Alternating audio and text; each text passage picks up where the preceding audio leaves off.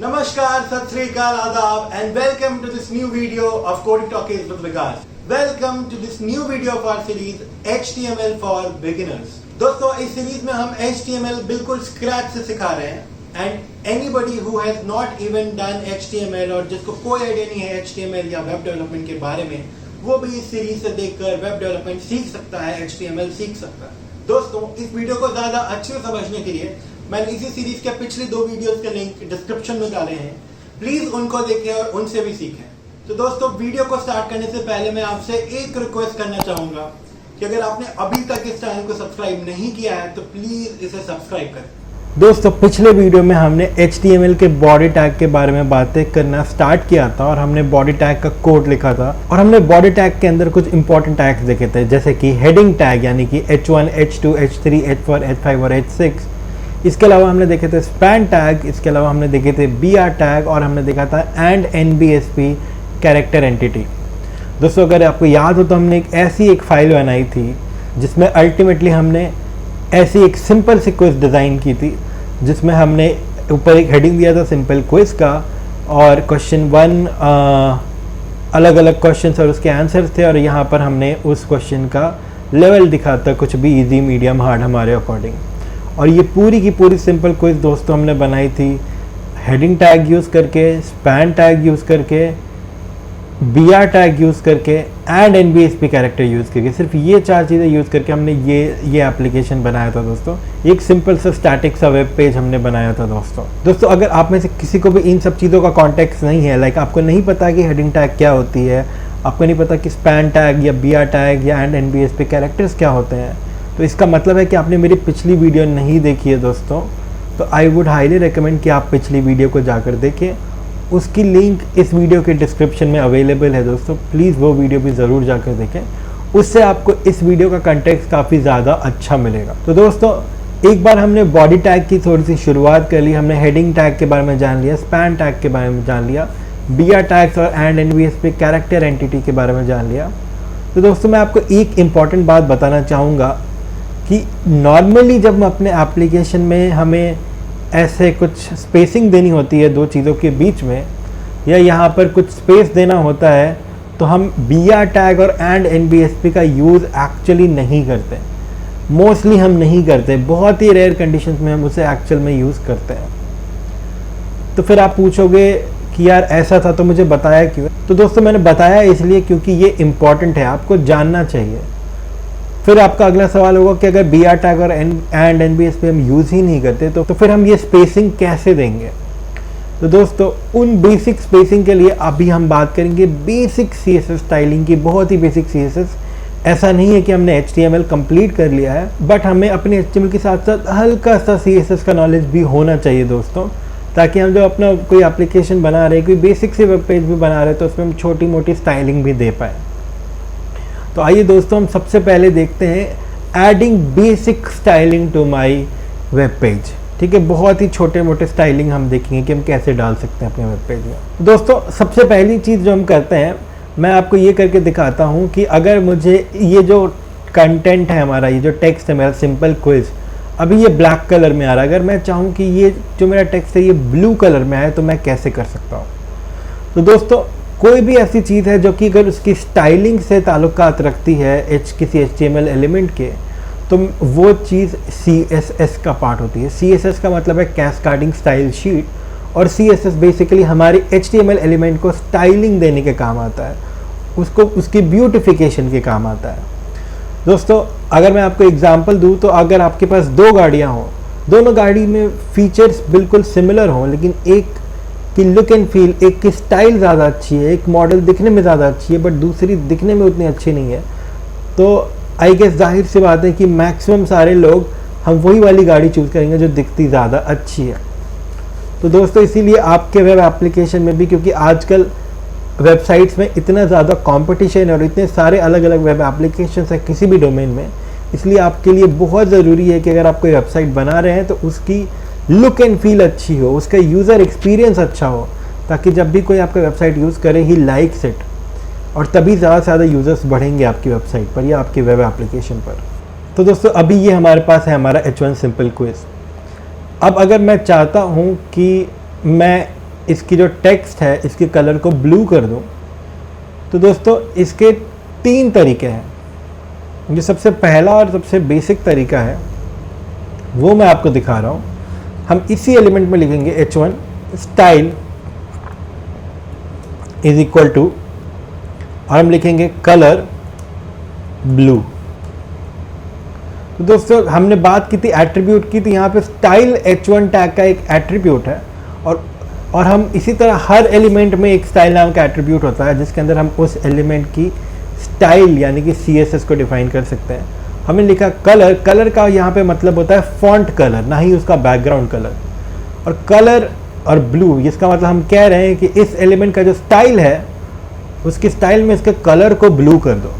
और अब दोस्तों हम यहाँ पर आकर इसको रिफ्रेश करें अगर, तो ये देखिए ये टेक्स्ट हमारा ब्लू कलर का हो गया। तो दोस्तों ये होता है हमारा बेसिक एक कलर प्रॉपर्टी। इसके अलावा और भी कई प्रॉपर्टीज़ होती है दोस्तों जिसके बारे में हम अभी देखते हैं।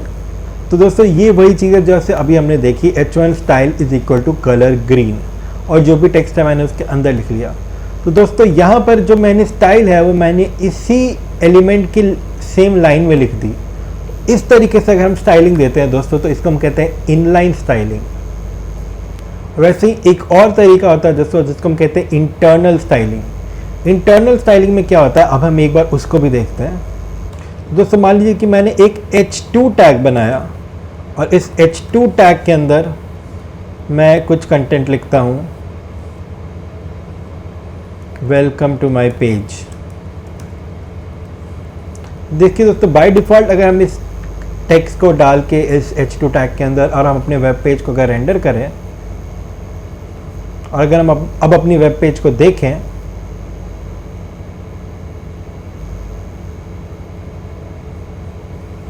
तो ये वेलकम टू माय पेज आ गया है, बट ये वेलकम टू माय पेज का अभी कोई कलर नहीं है दोस्तों। अगर मैं चाहता हूँ इसे मैं ग्रीन कलर दे दूँ, तो एक तो तरीका है मैं ऐसे ही यहाँ पर इन लाइन उसकी CSS लिख सकता हूँ। सेम लाइन में मैं लिखूँगा स्टाइल इज इक्वल टू, और कोटेशन के अंदर मैं लिखूँगा कलर ग्रीन। बट इसके अलावा एक और तरीका है दोस्तों जो मैंने इससे पहले एक वीडियो में आपको बताए थे कि वी हेड टैग में हम स्टाइल टैग्स डालते हैं और स्टाइल टैग्स के अंदर अपनी CSS लिखते हैं।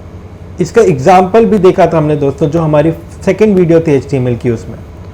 तो स्टाइल टैग के अंदर दोस्तों हम ऐसे डिफाइन कर सकते हैं H2, क्योंकि ये हमारा H2 टैग है, और H2 टैग को हम ऐसे दे सकते हैं कलर ग्रीन।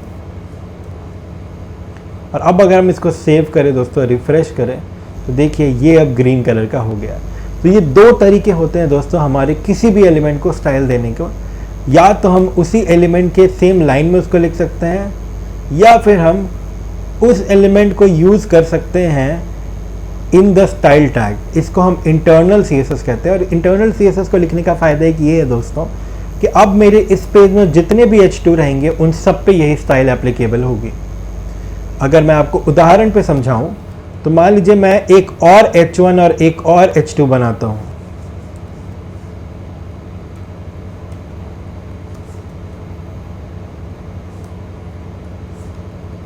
और यहाँ पे मैं लिखता हूँ सैम्पल H1, और एक और H2 बना के मैं लिखता हूँ सैम्पल H2। तो दोस्तों हम नॉर्मली हम ये सोच रहे होंगे कि ये जो H1 है ये और ये दोनों ब्लैक कलर के आने चाहिए, बट अगर हम इसको लिख के रिफ्रेश करें दोस्तों, तो देखिए पहला सैम्पल H1 तो ब्लैक में आया है, डिफ़ॉल्ट कलर में आया है, लेकिन सैम्पल H2 फिर से ग्रीन कलर में आया है। ये क्यों हुआ दोस्तों? क्योंकि ये जो स्टाइल हमने दी थी पहले वाले H1 को, ये सिर्फ इस H1 को दी है हमने, इस H1 के स्टाइल में दी है। बट ये जो दूसरी वाले H2 को हमने स्टाइल दी है वो एक्चुअली हमने इस पूरे पेज को दिया है। इस पूरे पेज में जितने भी H2 होंगे उन सबको हमने स्टाइल दिया है, इसलिए वो इस H2 के लिए भी एप्लीकेबल है और इस H2 के लिए भी एप्लीकेबल है। इसलिए दोस्तों हमने देखा कि ये दोनों में ही ये कलर फॉन्ट का कलर ग्रीन आ रहा है। तो दोस्तों ये एडवांटेज है हमारा अगर हम इस तरीके से CSS दें, और इसको हम इंटरनल CSS कहते हैं क्योंकि इस पूरी फाइल में इंटरनली हम CSS दे रहे हैं। फिलहाल के दोस्तों मैं ये दोनों लाइन हटा देता हूँ, और अब दोस्तों हम देखते हैं और भी CSS। अगर हम ये फॉन्ट कलर के अलावा अगर हम और CSS जानना चाहें तो और कौन कौन से होते हैं। तो दोस्तों सबसे पहला तो हमने देखा कलर, जो हम किसी भी कंटेंट के टेक्स्ट के फॉन्ट को चेंज करने का काम आता है। वैसे ही दोस्तों एक होता है बैकग्राउंड कलर, किसी भी एलिमेंट के बैकग्राउंड में जो कलर दिख रहा है उसकी कलर होती है ये। अगर मैं आपको बैकग्राउंड कलर का एग्जांपल दिखाऊं दोस्तों, तो अभी इस वाली इमेज में आप देखो पूरे कंटेंट का जो बैकग्राउंड कलर है वो कुछ भी नहीं है, तो इसलिए वो वाइट आ रहा है। अगर मैं चाहूँ कि मैं इस सैम्पल क्विज का बैकग्राउंड कलर चेंज कर दूँ, तो मैं यहाँ पर कलर के साथ साथ ऐड करूँगा बैकग्राउंड कलर, और मैं इसको कोई भी कलर दे दूँगा, फॉर एग्जांपल येलो। तो सिमिलरली दोस्तों अब अगर मैं इसको रिफ्रेश करूँ तो आप देखिए इसकी जो बैकग्राउंड है अब वो येलो कलर की हो गई है। अगर मैं चाहता हूँ कि मैं सिर्फ इस H2 के बैकग्राउंड कलर को चेंज करूँ, तो मैं यहाँ पर इस में चेंज करूँगा दोस्तों, और यहाँ पे मैं कर देता हूँ बैकग्राउंड कलर रेड। तो देखिए दोस्तों ये इस H2 के बैकग्राउंड कलर रेड हो गई। और सेम चीज़ अगर यहाँ पर दूसरी H2 होती तो उसकी भी बैकग्राउंड कलर रेड हो जाती। तो दोस्तों ये है हमारा बैकग्राउंड कलर प्रॉपर्टी। अगर मैं चाहता हूँ कि मेरी इस पूरी पेज पे ही एक बैकग्राउंड आ जाए, तो मैं वही बैकग्राउंड कलर हमारी बॉडी को दे सकता हूँ, या तो मैं यहाँ इनलाइन भी लिख सकता हूँ या यहाँ स्टाइल टैग में भी लिख सकता हूँ। प्रेफर्ड है दोस्तों, इनलाइन से बेटर है कि हम स्टाइल टैग में लिखें। तो मैं यहाँ पे लिखता हूँ बॉडी बैकग्राउंड कलर, और मे बी मैं इस पर एक पूरी पेज पे कलर दे देता हूँ एक्वा। तो दोस्तों अब मैं रिफ्रेश करूँ तो देखिए मेरी पूरी पेज को एक एक्वा ब्लू कलर मिल गई है। ठीक है, अगर आप गौर कर रहे हैं तो मेरा H1 और H2 के पास अभी भी अपनी बैकग्राउंड है, क्योंकि एक क्या है, एक पूरे की पूरी पेज की बैकग्राउंड है, एक पूरे की पूरी पेज की स्टाइल है, बट उसके अंदर उस एलिमेंट की अपनी भी कुछ स्टाइल है। तो अगर आपको कोई और कुछ बता रहा है और आप खुद से कोई इन्फॉर्मेशन जानते हो, तो आप अपनी इन्फॉर्मेशन पर विश्वास करोगे। तो यहीं पर ये जो स्टाइल है इस एलिमेंट की, ये इसकी अपनी है, ये येलो बैकग्राउंड कलर और ये blue text. Similarly in this example ये रेड बैकग्राउंड कलर और ये ग्रीन टेक्स्ट, और जो पेज दे रहा है ये उसके कोई और दे रहा है। तो अगर इसके पास अपनी खुद की स्टाइलिंग है दोस्तों, तो वो अपनी स्टाइलिंग फॉलो करेगा, अदरवाइज अपने पेरेंट्स से इनहेरिट कर लेगा। इसलिए दोस्तों ये ऐसा दिख रहा है। तो बैकग्राउंड कलर से हम काफ़ी चीज़ें चेंज कर सकते हैं, काफ़ी चीज़ें मैनेज कर सकते हैं हमारी पूरी एप्लीकेशन की दोस्तों, क्योंकि बैकग्राउंड कलर से पेज काफ़ी खूबसूरत हो सकता है। अगर हम इसी को बैकग्राउंड कलर ब्लैक कर दे दोस्तों, तो आप नोटिस करेंगे कि ये मेरा ये कंटेंट नहीं दिख रहा है। क्यों? क्योंकि अभी देखिए ये कंटेंट है यहाँ पे, बट मुझे दिख नहीं रहा है, क्योंकि मेरा टेक्स्ट का कलर भी ब्लैक हो गया है, मेरा बैकग्राउंड भी ब्लैक हो गया है। तो इसलिए मैं ये कर सकता हूँ कि अपनी टेक्स्ट की कलर को वाइट कर सकता हूँ। अब देखिए दोस्तों अभी भी काफ़ी अच्छा दिख रहा है अगर जब मैंने बैकग्राउंड कलर चेंज कर दिया। तो बेसिकली हमारे सिर्फ बैकग्राउंड कलर को छेड़ने से काफ़ी चीज़ें हो सकती हैं। मैं फ़िलहाल के लिए दोस्तों इसको वापस से ब्लू कर दे रहा हूँ। तो ये हमारा पेज है दोस्तों अब जो हम अगली चीज़ देखेंगे वो है फॉन्ट साइज़, यानी कि जो भी टेक्स्ट हमें दिख रहा है उसकी, जो भी टेक्स्ट हमें दिख रही है दोस्तों उसकी साइज़। तो अगर हम अभी अपने कंटेंट में आए दोस्तों और हम यहाँ पे देखें, किसी भी एलिमेंट पर राइट क्लिक करके इंस्पेक्ट करें, तो यहाँ पे मुझे ब्राउज़र की डॉम में मेरी वो पूरी एलिमेंट दिख जाएगी। अब अगर मैं इसको स्क्रॉल करूँ और यहाँ कंप्यूटर में देखूँ, तो मुझे ये इसकी सारी लगी हुई स्टाइल्स दिखा देता है दोस्तों। तो यहाँ पर आप देखेंगे तो मेरे इस एलिमेंट को शायद, जो मुझे देख कर लग रहा है, अराउंड 16 पिक्सल इसकी साइज़ है। मैं चाहता हूँ इस टेक्स्ट को और बड़ा करना, तो दोस्तों मैं यहाँ पे टाइप करूँगा फॉन्ट साइज़ और कोई भी साइज में दूँ। फॉर एग्जाम्पल अगर मैं 10 पिक्सल दूँ, तो देखिए दोस्तों ये छोटा हो गया बहुत। आप अगर नोटिस कर रहे होंगे तो ये काफ़ी छोटा हो गया और अब मुझे दिख नहीं रहा है ठीक से। 10 पिक्सल काफ़ी छोटा होता है दोस्तों। जैसे जैसे मैं इसको बढ़ाता हूँ, देखिए ये 16 पिक्सल था हमारा नॉर्मल। अब मैं इसको फॉन्ट साइज़ को बढ़ा सकता हूँ दोस्तों, और मैं उसको कुछ भी कर सकता हूँ। जितना ज़्यादा मैं फॉन्ट साइज़ को बढ़ाऊँगा मेरा टेक्स्ट उतना बड़ा होता जाएगा दोस्तों।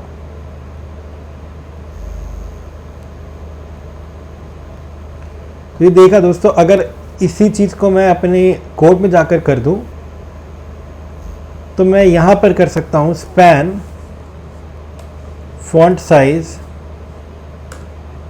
Is equal to 28 pixel. और अब अगर मैं रिफ़्रेश करूँ तो जितने भी स्पैन है मेरे सबके कंटेंट बड़े हो जाने चाहिए। ये देखिए दोस्तों, सारी स्पैन के कंटेंट बड़े होकर 28 पिक्सल हो गए हैं। तो अगेन अभी अगर ये मेरा अच्छा नहीं दिख रहा है दोस्तों, मुझे लग रहा है ये काफ़ी बड़ा हो गया है, तो मैं उसको भी कम कर सकता हूँ और इस 28 पिक्सल को मैं फ़िलहाल के लिए 20 पिक्सल कर देता हूँ। देखिए दोस्तों, अब ये काफ़ी रीज़नेबल दिख रहा है, काफ़ी बेटर दिख रहा है हमारा। तो इस तरीके से हम अपने कंटेंट के फ़ॉन्ट साइज़ को कम या ज़्यादा कर सकते हैं, ये हमारी मर्ज़ी है दोस्तों। इसी तरह अगर मुझे किसी चीज़ को बोल्ड करना है तो मैं यहाँ पे यूज़ कर सकता हूँ फ़ॉन्ट साइज़ के जैसा ही फ़ॉन्ट वेट, और मैं उसको कर दूँगा बोल्ड। तो दोस्तों अभी ये जो मेरा कंटेंट है, अभी ये नॉर्मल फ़ॉन्ट है, ये बोल्ड होके थिक हो जाएगा। देखिए दोस्तों, अब ये कितना थिक हो गया है मेरा। तो मैं ऐसा कर सकता हूँ कि सिर्फ हमारे केस में हम ये कर सकते हैं कि सिर्फ आंसर्स को बोल्ड करें। तो अगर मुझे सिर्फ आंसर्स को बोल्ड करना है दोस्तों,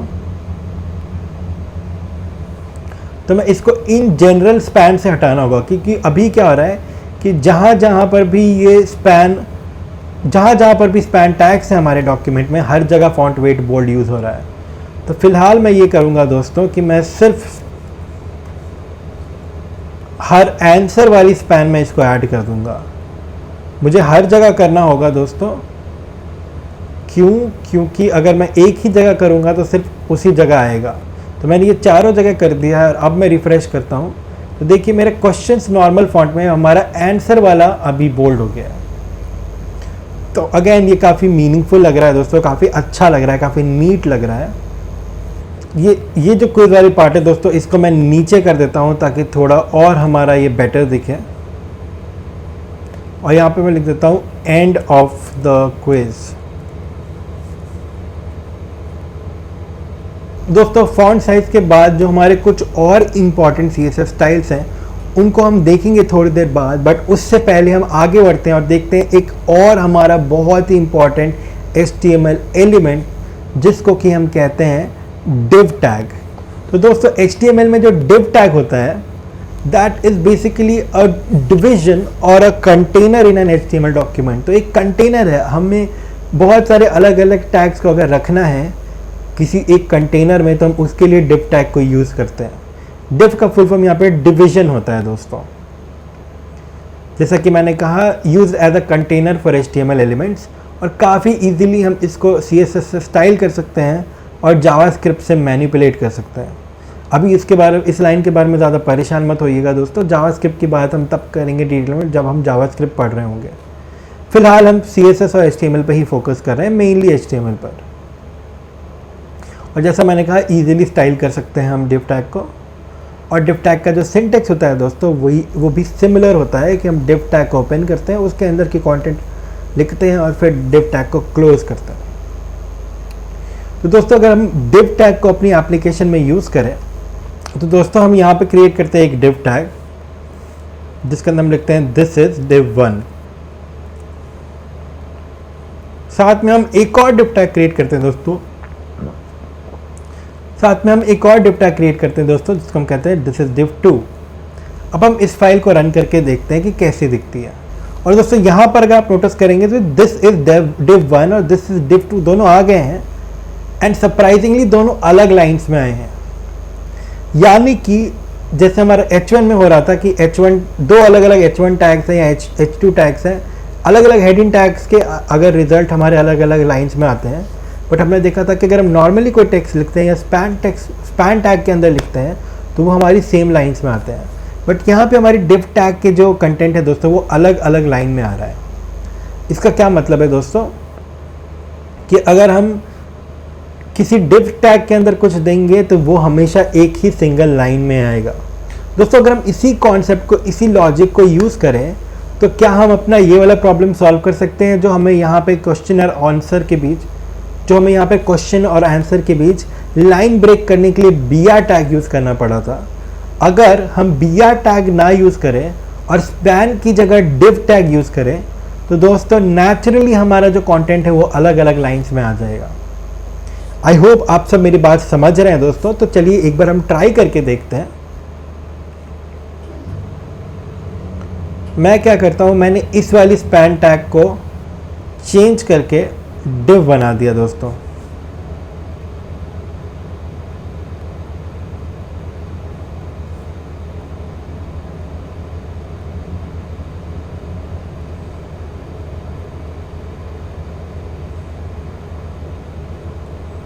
और मैं ये BR टैग हटा देता हूं। अब देखिए दोस्तों क्या होता है।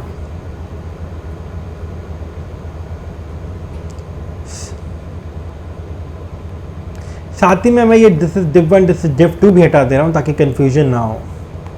अब देखिए दोस्तों क्या होता है। तो दोस्तों ये क्या हुआ, question what is the capital of India, very good, अगली लाइन में आ गए, बट ये इजी टेक्स्ट आंसर के साथ आ गया। ये कैसे हुआ दोस्तों, क्योंकि अब हम क्या करें, हमने BR टैग तो हटा दिया, बट BR टैग हटाने के बाद क्या हो रहा है कि ये जो स्पैन है और ये जो नया वाला स्पैन है हमारा, ये दोनों अब सेम लाइन में आ रहा है, क्योंकि जैसा कि हम ऑलरेडी जानते हैं कि स्पैन टैग्स अगर होंगे साथ में तो वो सेम लाइन में आएंगे। तो इसका ये मतलब है दोस्तों कि ये जो div टैग है ये हमें इस स्पैन के बाद ख़त्म करना चाहिए, सो दैट हमारा ये जो पूरा कंटेंट है ये एक सेम div के अंदर हो। और अगर दोस्तों ये एक सेम div के अंदर हो गई तो इससे हमें फ़ायदा क्या मिलेगा कि अब ये सारी की सारी एक लाइन में आएगी। अब अगर मैं इसको रिफ्रेश करके देखूँ दोस्तों, तो देखिए अब हमारा कितना सही दिख रहा है। ये जो पूरी चीज़ है हमारी, ये एक ही div टैग के अंदर है, राइट। ये एक ही div टैग के अंदर है, ये मेरा क्वेश्चन और उस क्वेश्चन के अंदर का स्पैन, ठीक है।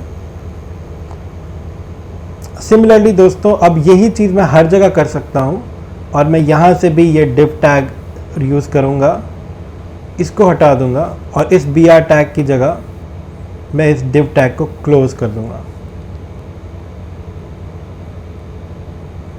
सेम चीज़ मुझे हर जगह करना है। div टैग बनाया इसको, इस पैन को हटाकर मैंने इस div टैग को यहाँ पर क्लोज किया। सिमिलरली यहाँ भी div टैग बनाया इसको, इस पैन को हटाकर इस BR को हटाकर मैंने div टैग को यहाँ पर क्लोज किया। तो देखिए दोस्तों अब मैंने इन सारे जगह से तो BR टैग को हटा दिया, और फिर से मैं एक बार रिफ़्रेश करता हूँ और अब ये सारे सही तरीके से रेंडर हो रहे हैं दोस्तों। इसका क्या मतलब है दोस्तों कि अब बेसिकली हमारी ये प्रॉब्लम तो सॉल्व हो गई है, जिसमें हमें क्वेश्चन और आंसर के बीच लाइन ब्रेक करने के लिए BR टैग्स का इस्तेमाल करना पड़ रहा था। जैसा कि मैंने कहा हम BR टैग्स नॉर्मली यूज़ नहीं करते हैं, तो यहाँ से तो हमने BR टैग्स हटा दिए दोस्तों, बट अब मुझे BR टैग्स इस आंसर के बाद भी हम हर जगह हर आंसर के बाद हम 3 BR टैग यूज़ कर रहे हैं, हमें वो भी हटाना है दोस्तों। तो दोस्तों इसके लिए हम यूज़ करेंगे एक खास CSS प्रॉपर्टी जिसको हम कहते हैं मार्जिन। मार्जिन बहुत इंपॉर्टेंट है दोस्तों, और मार्जिन या तो पूरी एलिमेंट के चारों तरफ हो सकता है या फिर लेफ्ट राइट बॉटम और टॉप का अलग अलग हो सकता है। एक बार हम देखते हैं दोस्तों मार्जिन को। तो दोस्तों अगर अभी हम देखें और मैं चाहता हूँ कि मेरे इन दोनों फील्ड्स जो मेरा अभी ये H1 टैग है और ये क्वेश्चन आंसर है, इनके बीच के गैप को मैं और ज़्यादा बढ़ा दूँ, तो मैं क्या करूँगा, यहाँ पे इस H1 टैग में एक और स्टाइल यूज़ करूँगा जिसको मैं कह दूँगा मार्जिन, और फिर मैं इसको दूँगा मार्जिन 50 पिक्सल। और आप देखिए दोस्तों जैसे ही मैंने इसको दी मार्जिन 50 पिक्सल, अगर मैं अब इस व्यू से आप कुछ समझें तो इस कंटेंट, ये जो मेरा कंटेंट है जो सिंपल क्विज लिखा हुआ है, इसके चारों तरफ एक 50 पिक्सल की बाउंड्री बन गई है दोस्तों। अगर हम यहाँ पे देखें तो एक 50 on the top, 50 on the right, 50 on the bottom and 50 on the left, एक 50 पिक्सल की बाउंड्री बन गई है दोस्तों इसके चारों तरफ, ठीक है। जिसकी वजह से अब मेरा ये जो एलिमेंट है इसके हर तरफ 50-50 पिक्सल की गैप आ गई है। तो दोस्तों ये होता है margin. It's basically kind of a space outside the element. अगर उस एलिमेंट के बाहर, जैसे कि मान लीजिए अगर आप एक घर बनाते हैं दोस्तों और अपने घर की आप बाउंड्री बनाते हैं और उस बाउंड्री के बाहर अगर आप कुछ स्पेस छोड़ देते हैं तो that is like your margin. अब वो स्पेस आप हो सकता है टॉप की डायरेक्शन में छोड़े, हो सकता है बॉटम की डायरेक्शन में छोड़े, हो सकता है राइट की डायरेक्शन में छोड़े, हो सकता है लेफ्ट की डायरेक्शन में छोड़े। Similarly on this web page भी हमारे पास टॉप राइट बॉटम लेफ्ट का कॉन्सेप्ट होता है। तो अगर हम सिर्फ 50 पिक्सल लिखते हैं तो ये 50 पिक्सल चारों साइड से हो जाता है। बट अगर हम चाहें तो इसको इंडिविजुअली लिख सकते हैं, जैसे कि हम अगर मुझे सिर्फ बॉटम में गैप देना है तो I will do margin bottom and 50 pixel. अब इसके बॉटम में 50 पिक्सल आ गया है और जो टॉप में 21 पिक्सल है वो एक्चुअली H1 को ब्राउज़र ने बाय डिफ़ॉल्ट दिया हुआ है, बट हमने ये बॉटम की 50 पिक्सल ऐड की। अगर हम इसको बॉटम को 100 पिक्सल कर दो दोस्तों तो ये 100 पिक्सल, ये स्पेस और बढ़ के 100 पिक्सल आ जाएगा। तो ये उतना ही ज़्यादा नीचे खिसक गया दोस्तों, क्योंकि यहाँ पे हमने एक गैप दे दिया, एक मार्जिन दे दिया। मैंने बोला कि इस एलिमेंट की बाउंड्री के बाहर मुझे 100 पिक्सल का एक गैप चाहिए, ठीक है। तो बेसिकली दोस्तों ये होता है मार्जिन। अब अगर आप गौर करें दोस्तों तो सिमिलरली जैसे मैंने इसके बीच अपने सिंपल क्विज और क्वेश्चन 1 के बीच स्पेस दिया है, सिमिलरली मैं क्वेश्चन 1 और क्वेश्चन 2 के बीच भी स्पेस दे सकता हूँ। सिमिलरली मैं क्वेश्चन 2 और क्वेश्चन 3 के बीच भी स्पेस दे सकता हूँ। तो इसके लिए दोस्तों मैं यूज़ कर सकता हूँ मार्जिन, और जो उधर जो BR टैग्स मैंने दिए हैं मैं उनको हटा सकता हूँ। बट दोस्तों वो देखने से पहले एक इम्पॉर्टेंट चीज़ मुझे देखनी चाहिए कि अगर मैं वही मार्जिन मेरी स्पैन टैग में लगाऊं तो वो एप्लीकेबल नहीं होगी।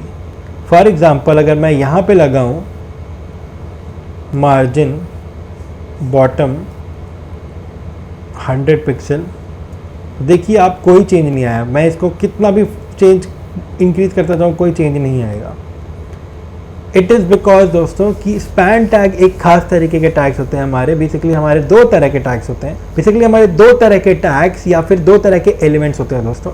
एक को कहते हैं ब्लॉक लेवल टैग्स या ब्लॉक लेवल एलिमेंट, दूसरे को कहते हैं इनलाइन टैग या इनलाइन एलिमेंट। तो जितने भी किस्म के टैग्स हमारे इनलाइन होते हैं उनमें हम मार्जिन बॉटम नहीं दे सकते या मार्जिन टॉप भी नहीं दे सकते दोस्तों। बट जितने भी किस्म के टैग्स हमारे ब्लॉक लेवल होते हैं उनमें हम मार्जिन दे सकते हैं। अब दोस्तों ब्लॉक लेवल क्या होते हैं और इनलाइन क्या होते हैं, अगर हम इसकी बात करें तो दोस्तों ब्लॉक लेवल एलिमेंट्स वो होते हैं जो हमेशा एक नए लाइन पे स्टार्ट होते हैं, जैसा हमने देखा H1 टैग में, जैसा हमने अभी देखा div टैग में। तो जो भी ऐसे एलिमेंट्स होते हैं दोस्तों जिनका कंटेंट हमेशा एक नए लाइन से स्टार्ट होता है उसको हम कहते हैं ब्लॉक लेवल एलिमेंट। दूसरी प्रॉपर्टी जो है दोस्तों ब्लॉक लेवल एलिमेंट की वो ये है कि वो हमेशा कंप्लीट विड्थ ऑक्यूपाई करते हैं जो भी उनके पास होती है। इसका मतलब ये है दोस्तों कि आप ऑब्जर्व करो ये H1 टैग, इसका कंटेंट एक्चुअली यहीं पे ख़त्म हो जाता है, बट फिर भी इसका बैकग्राउंड यहाँ से यहाँ पूरी जगह जा रहा है। इसका क्या मतलब है कि हमारी ये जो H1 टैग है इसको जितनी भी जगह मिलती है ये पूरी की पूरी जगह ऑक्यूपाई कर लेता है। इसके अलावा दोस्तों जो हमारी तीसरी चीज़ है वो है कि किसी भी ब्लॉक लेवल टैग को हम एक टॉप और बॉटम मार्जिन दे सकते हैं। हम जैसा कि अभी हमने देखा था H1 टैग के लिए कि हमने उसको मार्जिन दिया था तीनों साइड के, चारों साइड के, वो भी एप्लीकेबल थे। सिर्फ बॉटम का दिया वो भी एप्लीकेबल है। और दोस्तों कुछ एग्जांपल्स हमारे ब्लॉक लेवल एलिमेंट्स के, जैसे कि हमारा div टैग, हमारा H1 टैग, हमारा p टैग, हमारा सेक्शन टैग। p होता है पैराग्राफ और सेक्शन एक और टैग होता है दोस्तों। p और सेक्शन अभी हम थोड़ी देर में देखेंगे। बट हमारे div और H1 tags R block level elements. तो दोस्तों इसीलिए ब्लॉक लेवल एलिमेंट्स को क्योंकि हम टॉप और बॉटम मार्जिन दे सकते हैं इसलिए हम उसमें मार्जिन यूज़ कर सकते हैं। अब बात करते हैं दोस्तों हमारे इनलाइन एलिमेंट्स की। तो दोस्तों इनलाइन एलिमेंट वो होते हैं जो एक नए लाइन पे स्टार्ट नहीं होते हैं, वो उसी सेम लाइन में स्टार्ट हो जाते हैं। इनलाइन एलिमेंट की जो एक और बहुत ही इंपॉर्टेंट प्रॉपर्टी है वो है कि वो उतनी ही जगह लेते हैं जितनी उनको ज़रूरत होती है। अगर इसी चीज़ को हम डिमॉन्स्ट्रेट करना चाहते हैं दोस्तों तो यहाँ हमने H1 में देखा कि H1 की ज़रूरत सिर्फ इतनी दूर की है, बट वो पूरा विड्थ ऑक्यूपाई कर रहा है, तभी उसका जो बैकग्राउंड है वो पूरे स्क्रीन में छाया हुआ है। बट अगर दोस्तों ये सेम चीज़ मुझे स्पैन टैग में करना हो, फॉर एग्जांपल ये मेरा स्पैन टैग है और इस स्पैन टैग में मैं एक बैकग्राउंड दूँ, जैसे कि मैं अपने कोड में आकर यहाँ पर स्पैन को एक बैकग्राउंड कलर देता हूँ विच कैन बी से ब्राउन, और मैं अब इसको रिफ्रेश करता हूँ तो देखिए दोस्तों ये स्पैन का जो बैकग्राउंड है ये एक्चुअली उतनी ही स्पेस ले रहा है जितनी इसको ज़रूरत है। ये पूरा स्पेस नहीं ले रहा है, यानी कि कोई भी इनलाइन एलिमेंट हो दोस्तों वो उतनी ही स्पेस लेता है जितनी इसको ज़रूरत हो। जो तीसरी चीज़ हमने देखी दोस्तों कि हम एक इनलाइन एलिमेंट को एक टॉप मार्जिन या बॉटम मार्जिन नहीं दे सकते, जो कि हम एक ब्लॉक लेवल एलिमेंट को दे सकते हैं, जो हमने अभी देखी थी। तो ये एक प्रॉब्लम है दोस्तों इनलाइन एलिमेंट्स के साथ। एक और प्रॉब्लम है कि इनको हम मैनुअल हाइट और विड्थ नहीं दे सकते हैं, इसके बारे में भी हम अभी आगे देखेंगे दोस्तों। कुछ एग्जांपल्स हमारे इनलाइन एलिमेंट्स के हैं, जैसे कि स्पैन टैग हमने देखा, और भी कुछ टैग्स होते हैं दोस्तों, जैसे कि इमेज टैग, इनपुट एलिमेंट्स और ए यानी कि एंकर टैग्स। ये anchor tag, image tag, input element के बारे में हम आगे देखेंगे दोस्तों। हमने ये सीखा कि हमारे स्पैन टैग को तो हम मार्जिन बॉटम नहीं दे सकते, और इसलिए हम अपने स्पैन टैग के साथ ये नीचे का गैप नहीं हटा सकते। तो फिर हम क्या करेंगे? पहले तो मैं इस बैकग्राउंड कलर को हटा देता हूँ, इससे कन्फ्यूजन हो रहा है दोस्तों। और अब हम क्या करेंगे कि अगर मुझे अपने स्पैन टैग के नीचे के ये बी आर टैग्स को हटाना है, तो मुझे इसके नीचे कोई मार्जिन बॉटम देनी होगी। बट हमने अभी भी जाना कि ये मार्जिन बॉटम में इस स्पैन को तो नहीं दे सकता। इसलिए दोस्तों मैं ऐसा करूँगा कि मैं इस पूरे को एक डिव टैग से रैप कर दूंगा,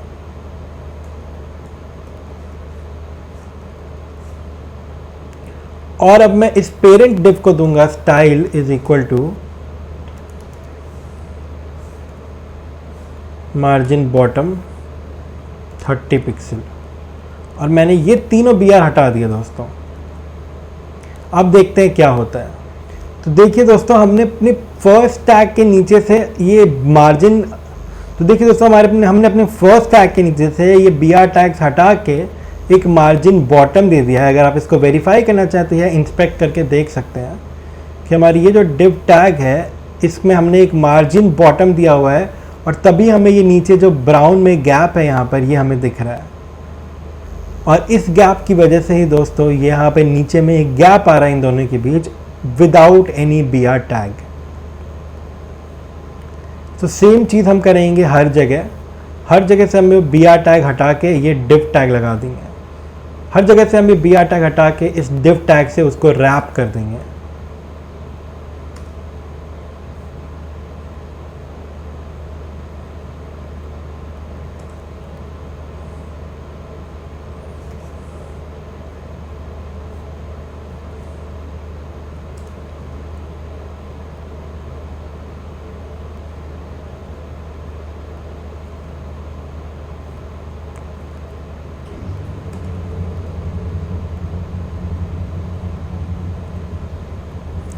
और हर जगह से हमने बी आर टैग हटा दिया दोस्तों। अगर मैं अभी आपको दिखाऊं तो मेरे इस पेज में कहीं पे भी बी आर टैग नहीं है।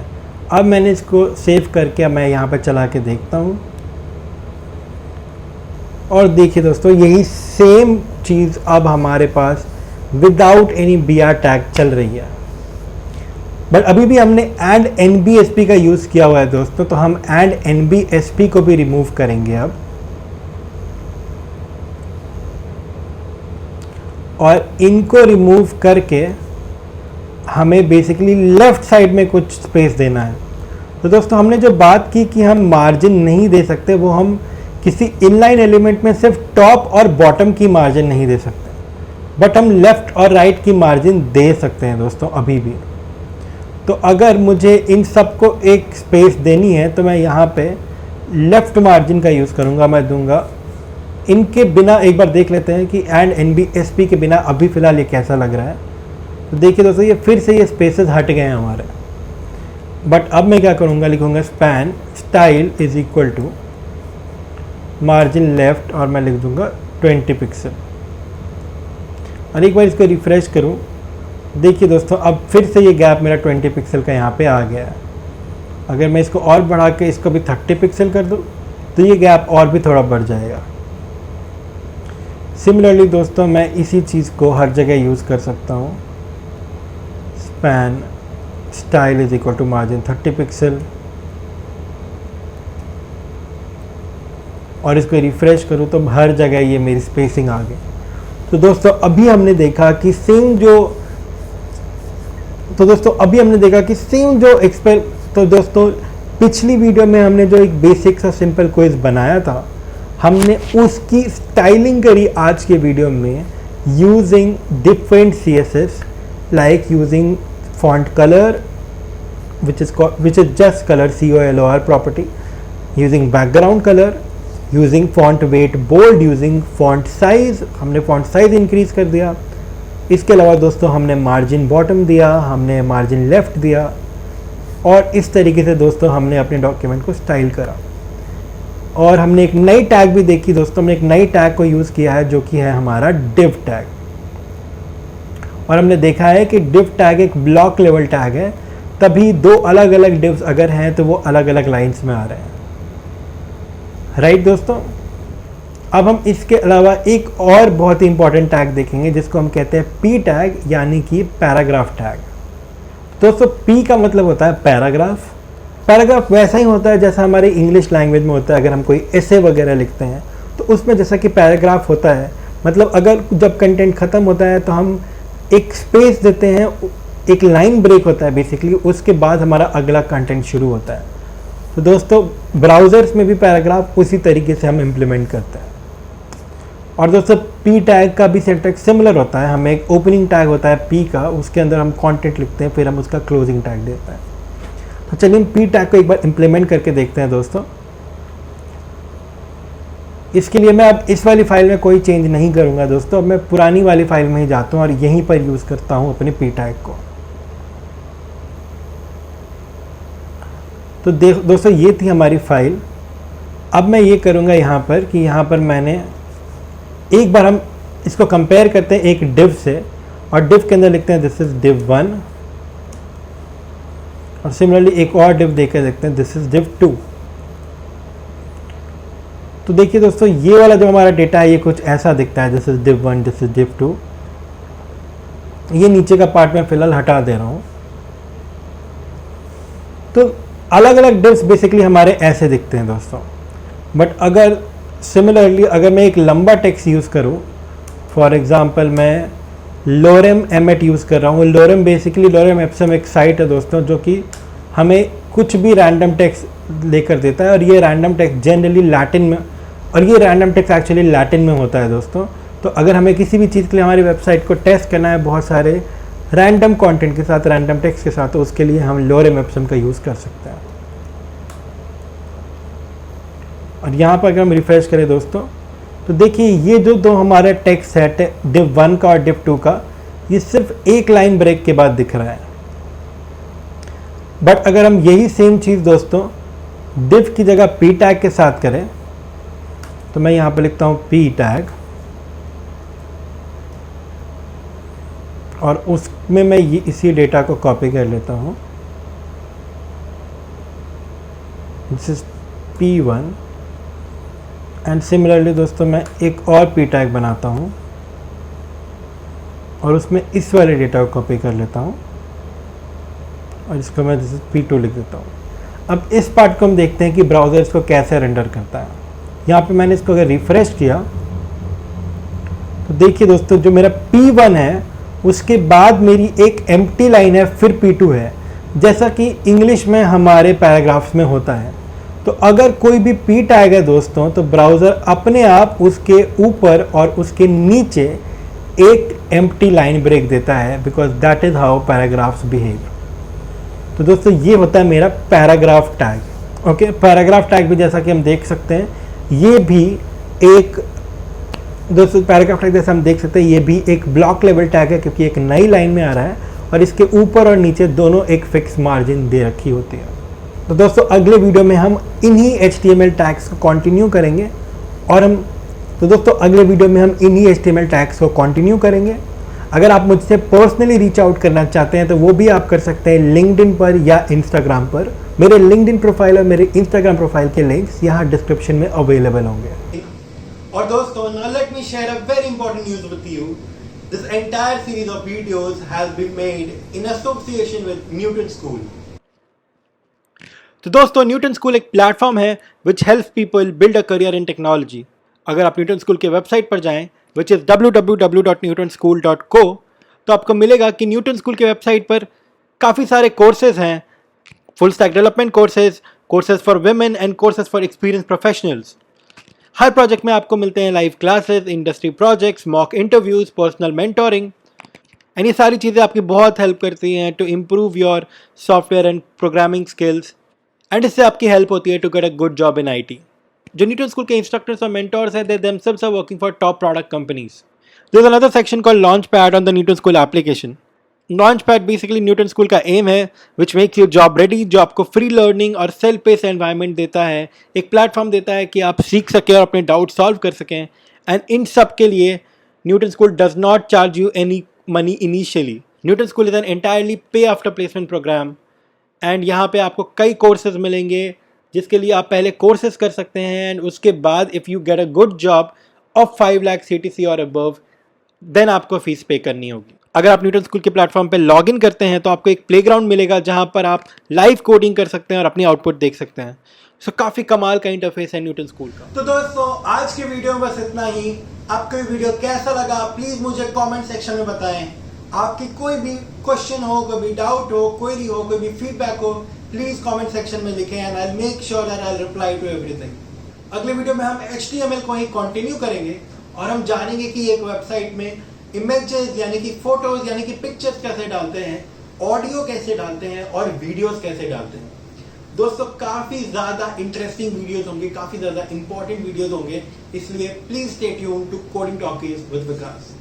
दोस्तों अगर आपको ये वीडियो पसंद आया है तो प्लीज इसे लाइक करें, इस वीडियो को ज्यादा से ज्यादा लोगों से शेयर करें. May be your friends, your family, your colleagues या कोई भी इंसान जिसको इंटरनेट या वेब डेवलपमेंट में इंटरेस्ट है. और दोस्तों अगर आपने अभी तक इस चैनल को सब्सक्राइब नहीं किया है तो आई रिक्वेस्ट कि प्लीज उसे सब्सक्राइब करें. Thank you so much for giving your time to watch this video. Take care, bye bye.